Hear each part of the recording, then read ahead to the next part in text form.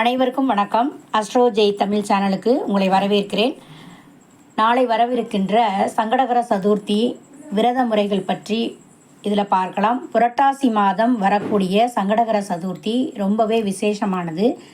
அதிலும் புரட்டாசி மாதம் முதல் சனிக்கிழமை அன்று மகாலயபட்ச காலத்தில் மகாபரணி நாளான நாளைக்கு வரக்கூடிய இந்த விசேஷமான சங்கடகர சதுர்த்தி தினம் எவ்வளவு முக்கியமானது, இது விரத முறைகள் என்ன, இதோட பலன்கள் என்ன இந்த விரதம் இருந்தால் அப்படிங்கிறத பற்றி நாம் இந்த வீடியோவில் தொடர்ந்து பார்க்கலாம். ஒவ்வொரு ஆண்டுமே புரட்டாசி மாதத்தில் வரக்கூடிய சங்கடகர சதுர்த்தி ரொம்பவே சிறப்பு வாய்ந்ததாக கருதப்படுகிறது. சங்கடகர சதுர்த்தி அப்படின்னா ஒரு மாதத்தில் தேய்பிரையில் வரக்கூடிய சதுர்த்தி திதியை குறிப்பிடுகிறோம். இந்த சதுர்த்தி திதி அன்று விநாயகரை வணங்கி வருவது நாம் சகல செல்வங்களும் கிடைக்கப்பெற்று துன்பங்களிலிருந்து விலகி சந்தோஷமடைய விநாயகரை பிரார்த்திக்கக்கூடிய ஒரு முக்கியமான விரதம் இருந்து வழிபடக்கூடிய ஒரு முக்கியமான நாள். இந்த மகாலயபட்ச காலத்தில் இந்த வரக்கூடிய சங்கடகர சதுர்த்தி புரட்டாசி மாதம் முதல் சனிக்கிழமை என்று வர்றதுனால இது ரொம்ப ரொம்ப விசேஷமாக பார்க்கப்படுகிறது. இந்த நாளில் விரதம் இருந்து வழிபட்டால் நாம் என்னென்ன நன்மைகள் கிடைக்கும் அப்படிங்கிறத நாம் பார்க்கலாம்.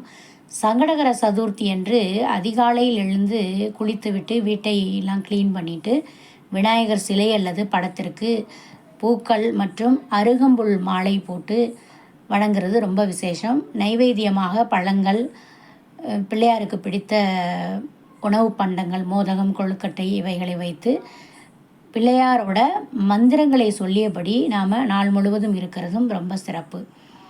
மாலை நேரத்தில் விநாயகருக்கு கோவில்களில் நடக்கிற பூஜைகள், அபிஷேகங்கள் ஆகியவற்றை தரிசனம் பண்ணிய பிறகு சந்திரனை தரிசிக்கணும்.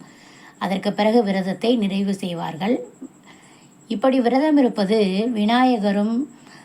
விநாயகருக்கும் நமக்கும் ரொம்பவே இடையிலான உறவை பலப்படுத்தும் அப்படின்னு சொல்லுவோம்.